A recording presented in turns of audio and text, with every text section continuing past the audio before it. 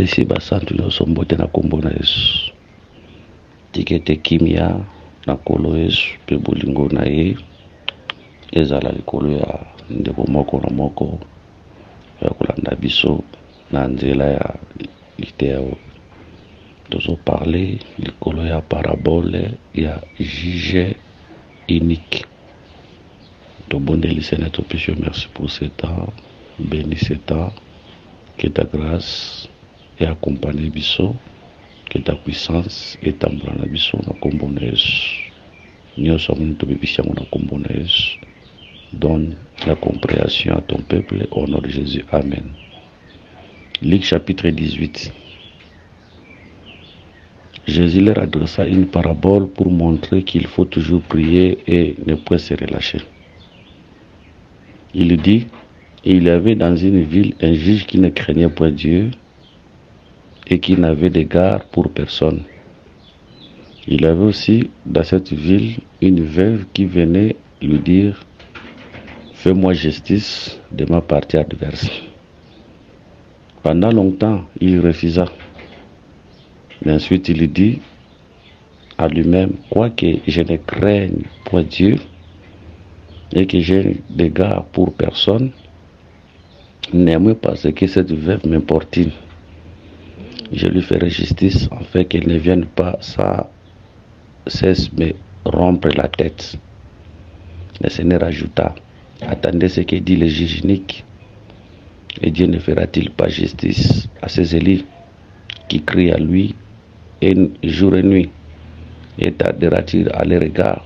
Je vous le dis, il leur fera promptement justice. Voilà, que le Seigneur bénisse cette lecture. Attends, nous te bien que toujours ça va penser général maîtresse il y a parabole toujours côté la détail il y a makambo belé pour parabole moko et qu'on dit que ça appelle séminaire mobimba. Surtout la grâce de Dieu, il est à basali na ye, et que je l'ai moko expliquer en na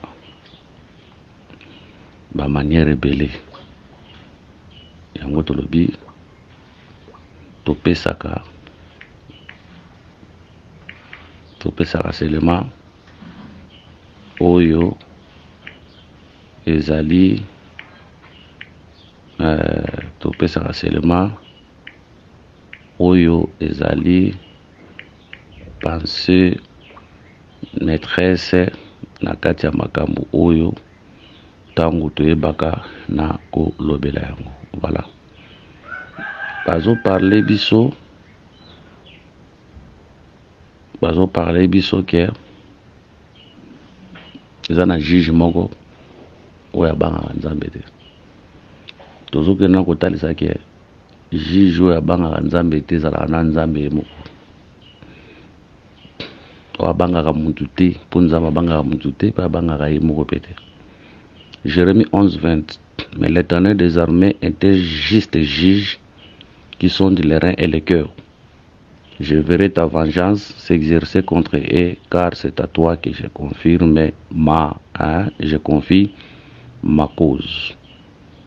Awa bazotalisa l'Éternel comme le juste juge. Yende muto abangaka ne mutu te aza likolo ya nyonso.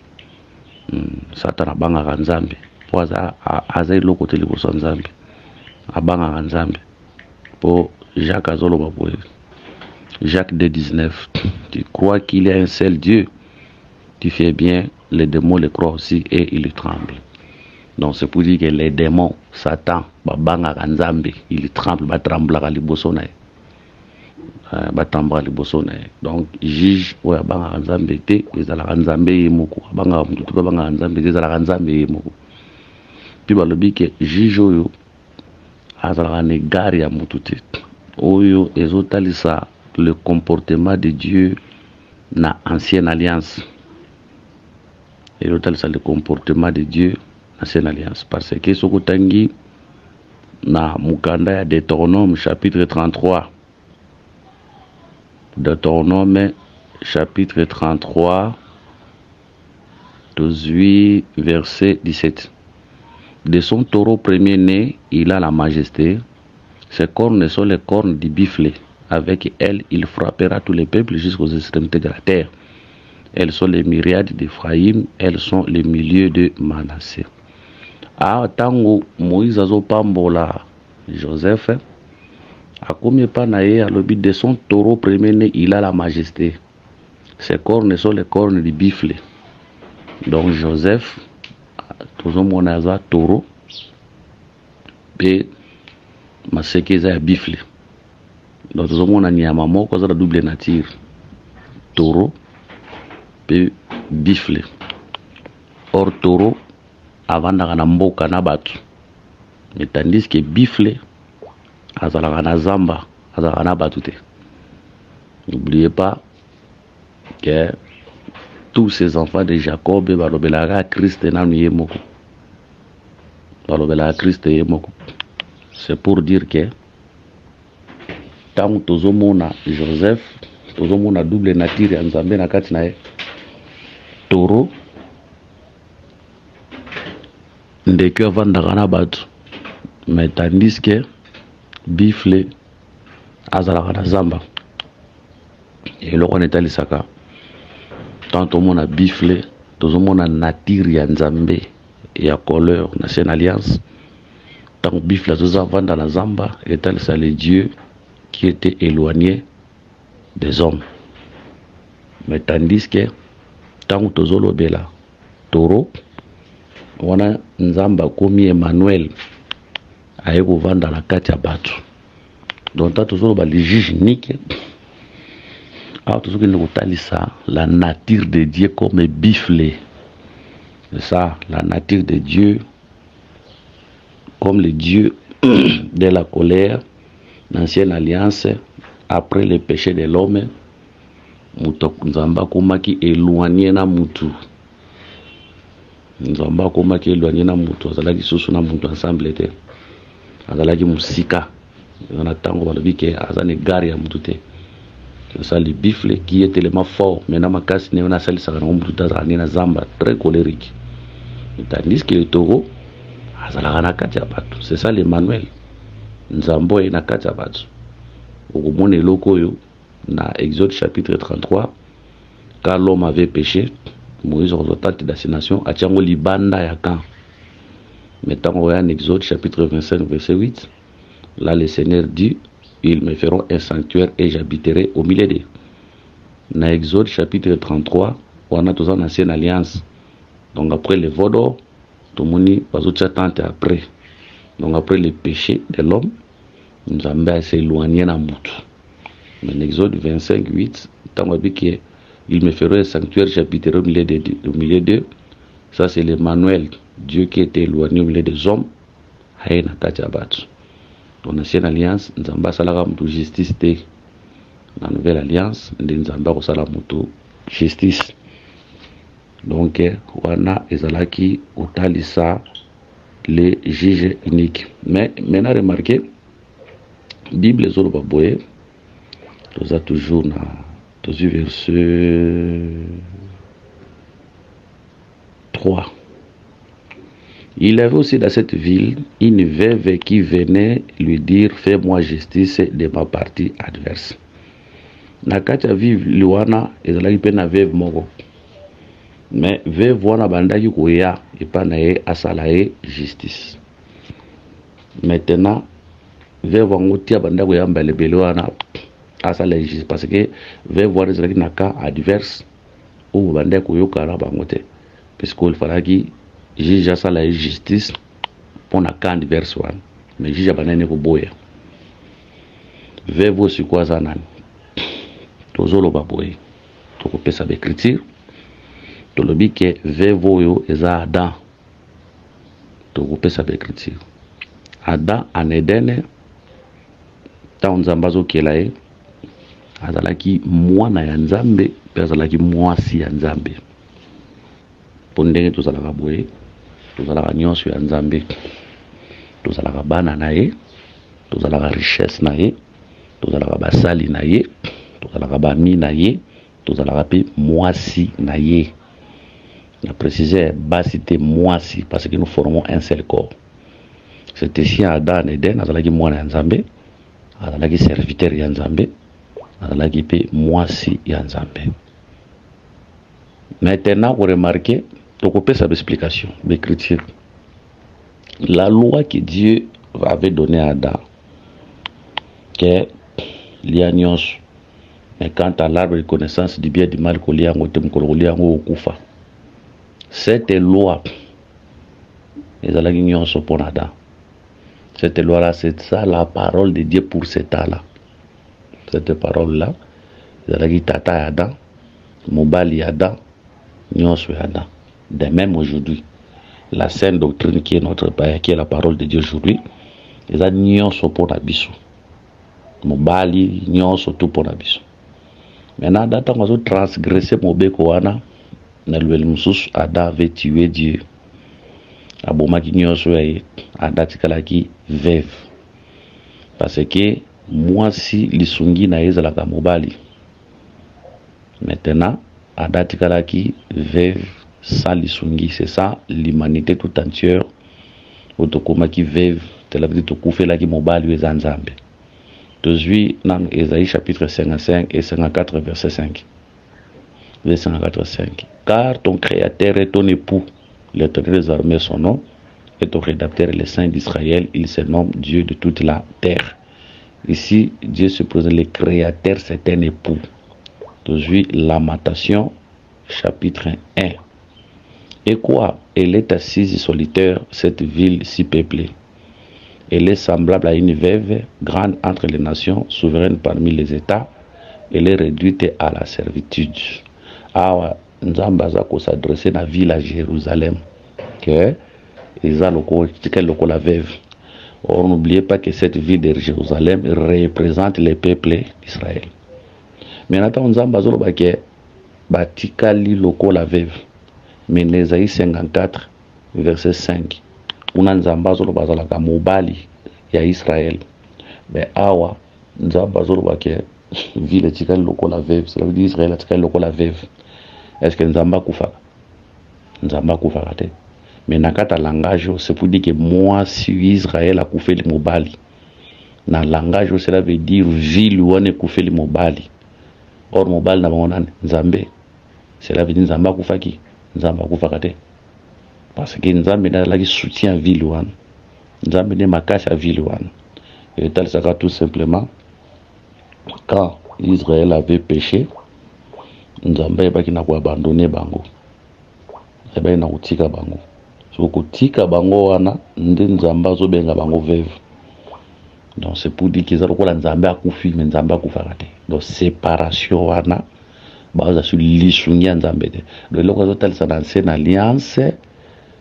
Comment l'homme était sans les secours de Dieu à cause du péché dans ça là qui donc comment qui veuve dans les sunges de cette séparation là c'est ce qu'on a nzamba kufa qui mais Dieu ne meurt point donc tout tikalaka sans les sunges n'étant aux hommes veuve ko kende ko lele pa ya nzambi parce que vous remarquez babazo kende ko lela ba sala et justice pour na cas adverse. Dans Nzambazo qui est la nyos, le serpent ancien était là, mais le serpent ancien n'a muntu. Bon, bien que le serpent ancien n'a pas combattre muntu pour muta kwea, mais muta eba qui penza makambwana te. Bitumbezo a tellement après le péché.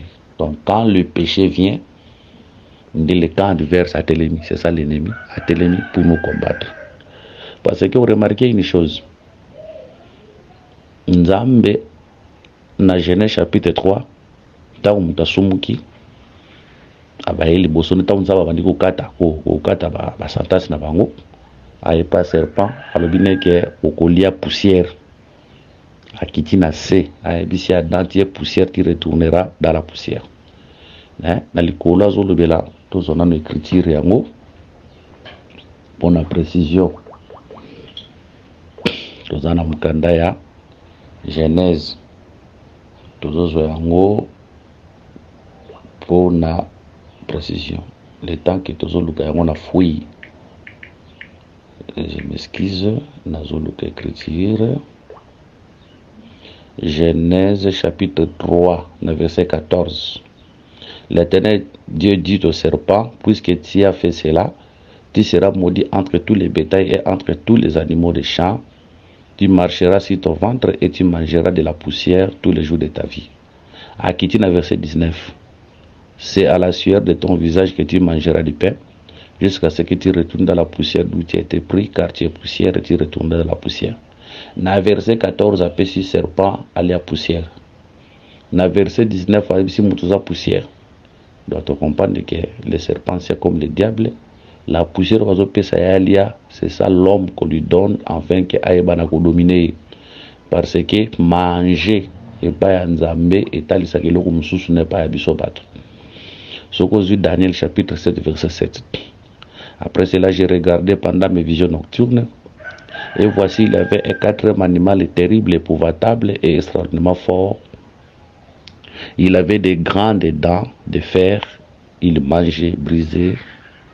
Et il foulait aux pieds ce qui restait. Il était différent de tous les animaux précédents. Et il avait 10 cornes. Selon la vision, quatrième animal, c'est la pire romaine. Mettons romain, donc cela veut dire qu'il y a des dominés. Donc quand on donne les serpents la poussière, qui a dominé Moutou. Maintenant, la femme venait chez Dieu avec une ambassade la justice dans partie diverses. C'est parce qu'on était dominé par l'ennemi de l'ancienne alliance, mais nos esprits priaient, plairaient. Nos esprits plairaient afin que Nzamba sala biso justice. Mais Nzamba tikalaka na ye lokola asala asana garde na mutute na alliance, cela veut dire atikalaka kokipe mutute. Dans cette alliance, les gens mangeaient, les gens buvaient, bato banene bango kolata, bato bazalaki bien, mais tozolo baké molimo ya Nzambe, molimo ya mutu banda kolela.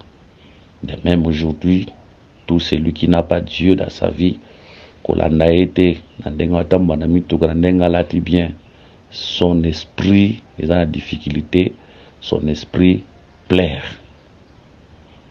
Bible zolo baké juge abanda ki ne ko boya ko sala e justice. Donc banane ko boya. Donc ils ont tel ça l'ancien parce que na bango mi balé mutaka no funda zala ki mwasi. Partir muso banda ofunda te mwasi nda banda ko funda. Ah non, l'ennemi a refunda ndenge parce que l'ennemi est livré qui biso maboko na yali abiso. Mais nos esprits gémissaient.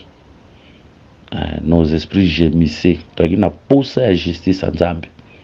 Ancienne alliance. Tout ça il n'a pas sa Zambie. Aïe ban on sa justice. Tout suit écriture mon corps. Naza je crois na mukanda ya Matthieu. Je m'excuse. Naza na mukanda posa mukanda ya naza na mukanda ya Matthieu. Olimbisi na le temps que na luka yango.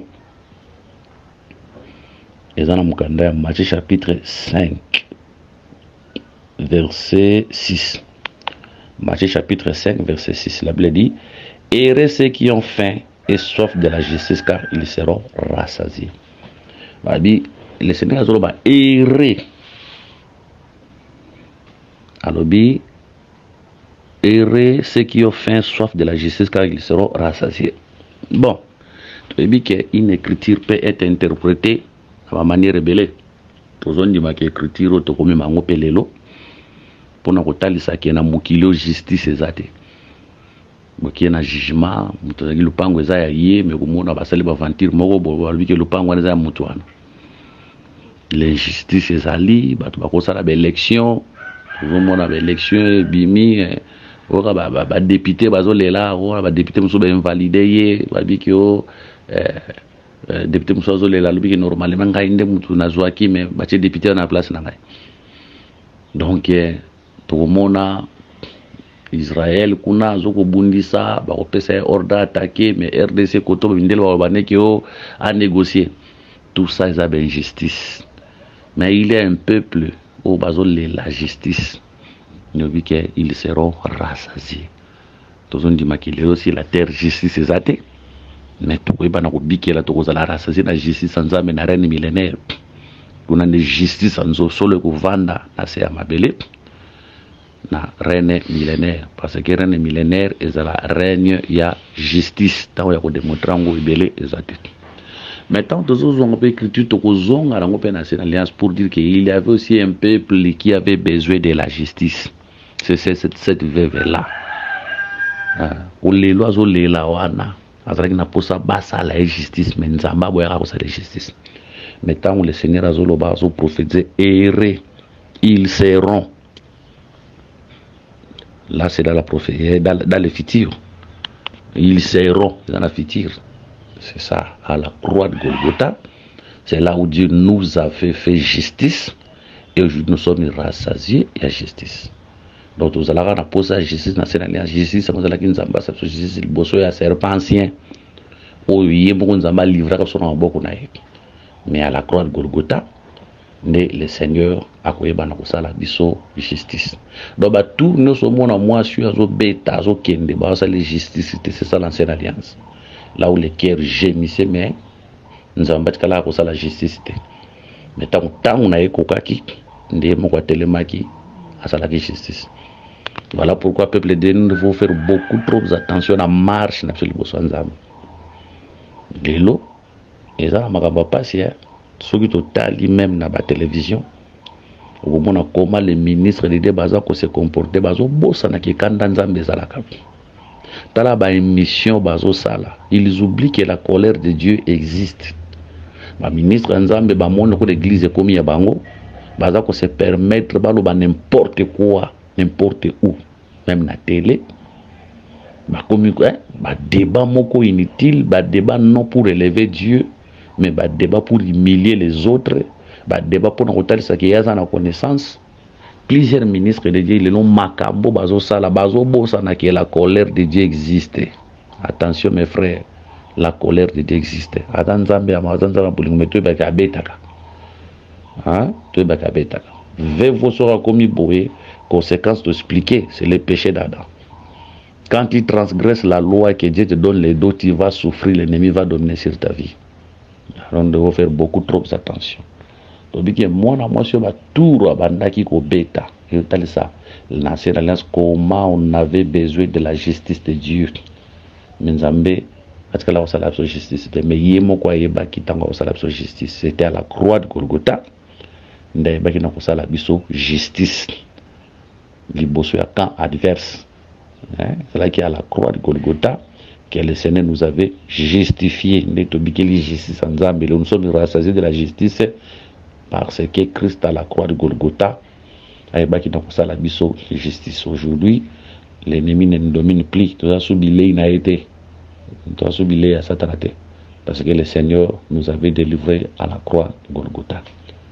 Le temps qui t'a soukonassé.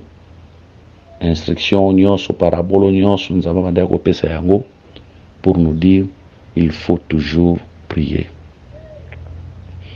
Le Seigneur a mandé koloba il faut toujours prier. Voilà, to lobaki ke to kopesa to pesa ka penser maîtresse to lobela nyonso te. Donc il faut toujours prier, il faut toujours prier. Il faut persévérer parce que Élie tango akopesa sacrifice asi sacrifice amatili kola montagne yeko sambela akotinda serviteur na kinta na kota mer serviteur akei tango ya bina monya lokota azonga lisusu 7 fois Elia lemba kite 7 fois. C'est aussi la persévérance dans la prière. Il faut toujours persévérer et le Seigneur akoyeba na répondre biso. Voilà, que le Seigneur vous bénisse. Le numéro de plus 243 99 88 77 633 plus 243 84 22 64 114. Père Christ, tu écoutes prochainement la continuité et enseignement de les paraboles. Bobo, c'est notre katabo de Sambola Bino Tsekolo, Apambola Bisouki.